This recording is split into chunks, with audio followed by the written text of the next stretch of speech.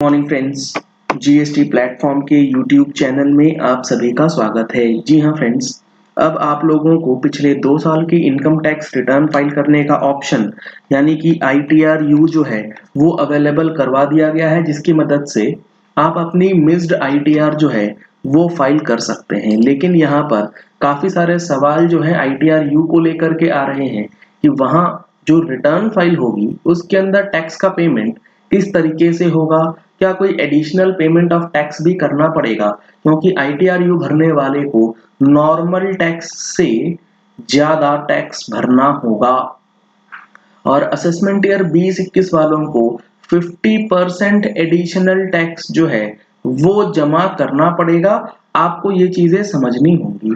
यहाँ पर आप देख पा रहे हैं सेक्शन 140 कैपिटल बी जो बात करता है टैक्स ऑन अपडेटेड रिटर्न की। इसके अंदर जो बातें लिखी हैं आज हम लोग इस सेक्शन को डिस्कस करेंगे और समझेंगे टैक्स का पेमेंट कैसे करना है।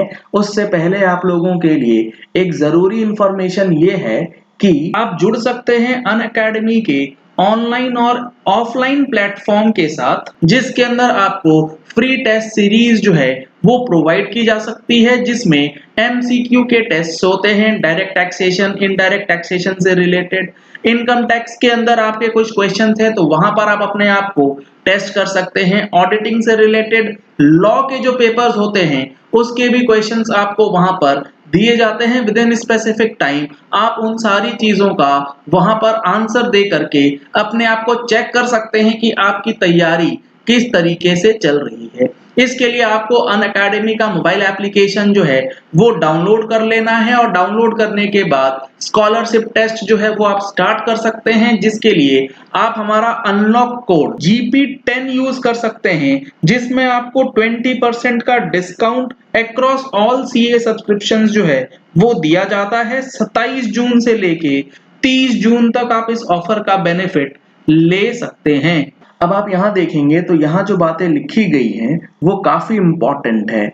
यहाँ सबसे पहले जो सबसेक्शन 1 है वो कहता है where no return of income under subsection 1 of 139 और subsection 4 of 139 has been furnished by the assessee. यानी कि आपने पहले रिटर्न नहीं फाइल किया था और आपका टैक्स पेएबल बनता था। कौन से रिटर्न के बेसिस पे? On the basis of the return furnished bye assessee under subsection 8A। यानी कि एक चीज तो ये क्लियर है यहाँ से कि सेक्शन 139(8A) आप तब ही भर सकते हैं जब आपके पास कोई टैक्स लाइबिलिटी बन के आ रही है। जो टैक्स लाइबिलिटी आपकी बन के आएगी, नील की रिटर्न आप 139(8A) के अंदर नहीं फाइल कर पाएंगे, क्योंकि यहाँ पर टैक्स पेमेंट का जो है वो आपको ध्यान रखना है। अब यहाँ पर जब आपका टैक्स पेएबल बनेगा on the basis of updated return after taking into account, यानी कि जो अपडेटेड रिटर्न आप फाइल करेंगे उसके अंदर जो अमाउंट ऑफ टैक्स पेएबल बनेगा उस अमाउंट ऑफ टैक्स पेएबल में से आपको एडजस्टमेंट्स करना है। जो आपने एडवांस टैक्स जमा किया है, जो आपने TDS जमा किया होगा या TDS आपका काटा गया होगा, जो आपको रिलीफ क्लेम करना है, जो भी आपको डबल ट्रीटीज का बेनिफिट लेना है, वो सारी चीजों का बेनिफिट लेने के बाद the assessee shall be liable to pay such tax together with interest and fee payable under any of the provisions of the act। यानी कि जो लेट फीस है, जो इंटरेस्ट है, जो रिटर्न फाइलिंग के समय लगती है और जो टैक्स अमाउंट टैक्स पेएबल जो बनता है, उन सारे अमाउंट का पेमेंट करना होगा। और इस नॉर्मल टैक्स, ये तो हो गया आपका एक नॉर्मल टैक्स जो कि आप नॉर्मली रिटर्न फाइल करते समय भी भरते, लेकिन चूंकि आप अपडेटेड रिटर्न भर रहे हैं तो यहां पर एडिशनल टैक्स की बात आएगी। तो एडिशनल टैक्स किस तरीके से निकलेगा वो यहां बताया गया है, along with the payment of additional income tax. यानी कि जो टैक्सेस नॉर्मली बने हैं उसके अलावा जो additional tax computed in accordance with subsection 3, इसके सबसेक्शन 3 में बताया गया है कि जो एडिशनल टैक्स बनेगा वो भी आपको पे करना होगा उस इनकम टैक्स रिटर्न को फाइल करने से पहले। अब यहां पर जो सबसेक्शन 3 है वो क्या कहता है, वो सबसे ज्यादा इंपॉर्टेंट है। कब कितना एडिशनल टैक्स आपको भरना है ITR-U के साथ। इसमें बताया गया है for the purpose of subsection 1 and subsection 2, यानी कि जो हमारा टैक्स पेमेंट करना है in case of return filed under section 139(8)(a), it shall be equal to, क्योंकि यहां पर एडिशनल टैक्स जो है वो टाइम ऑफ फाइलिंग पे डिपेंड करेगा। तो वो कैसे होगा, उसमें दो क्लॉजेस दिए गए। एडिशनल टैक्स जो होगा वो होगा 25% of the aggregate of tax and interest payable as determined in subsection 1 और subsection 2, यानी कि सबसेक्शन 1 और सबसेक्शन 2 के अंदर जो नॉर्मल टैक्स बनेगा उसका 25% एडिशनल टैक्स आपको भरना होगा if such return is furnished after the expiry of time available under subsection 4 और 5 and before the completion of period of 12 months from the end of relevant assessment year। ये सारी चीजें हम लोगों ने अपनी मैगजीन में विद एग्जांपल्स आपको समझाया था। अगर आप लोगों ने अभी तक टैक्स मैगजीन का सब्सक्रिप्शन नहीं लिया है तो दिए गए नंबर्स पे कॉल करके व्हाट्सएप करके आप टैक्स मैगजीन का सब्सक्रिप्शन ले सकते हैं, जिसमें अभी चल रहा है 10% का डिस्काउंट, जिसका बेनिफिट आप ले सकते हैं।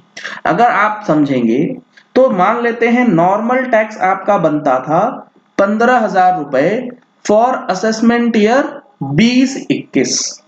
अब जो सेक्शन 140B है उसका सबसेक्शन 3 क्लॉज 1 ये कहता है कि ये जो नॉर्मल टैक्स बना इंक्लूडिंग इंटरेस्ट लेट फीस, इसका आपको 25% एडिशनल जमा करना होगा अगर आपने ये रिटर्न भर दी 12 months from the end of relevant assessment year.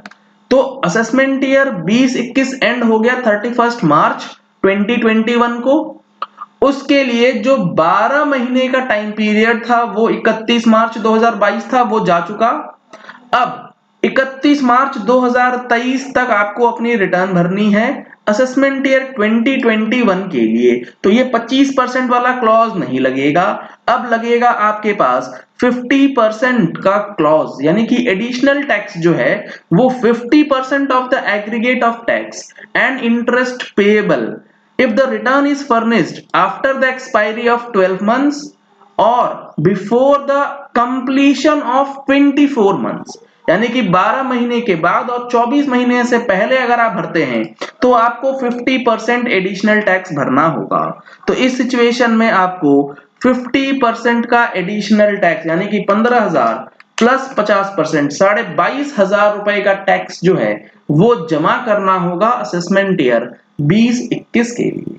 21-22 के लिए अभी आप 25% का बेनिफिट ले सकते हैं, क्योंकि 21-22 के लिए 25% 31 मार्च 2023 तक रहेगा। उसके बाद आपको 31 मार्च 2024 तक 50% का एडिशनल पेमेंट जो है वो करना पड़ेगा।